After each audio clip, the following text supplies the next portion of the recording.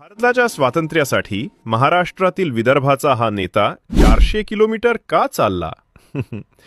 नमस्कार.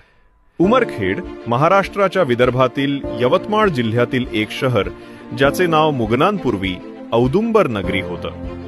ही पवित्र भूमी दत्तात्रेयाच्या आध्यात्मिक वारशाशी जोडलेली आहे. याच जवळ 47 किलोमीटर अंतरावर असलेला गोंड राजांच्या अधिपत्याखालील माहूरचा शक्तिशाली किल्ला उभा होता.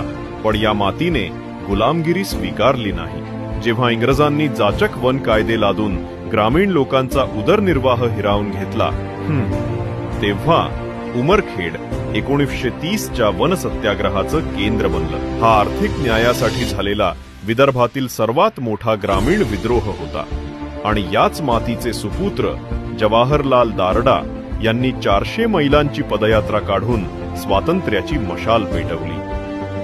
श्रद्धा आणि संघर्षाचा हा अनमोल संगम. हा वारसा आपल्याला शिकवतो की लढा केवळ राजकीय स्वातंत्र्यासाठी नव्हे तर आर्थिक न्यायासाठीही महत्वाचा आहे. विदर्भाच्या अस्मितेची ही न ऐकलेली गाथा प्रत्येक भारतीयांपर्यंत पोहोचवा.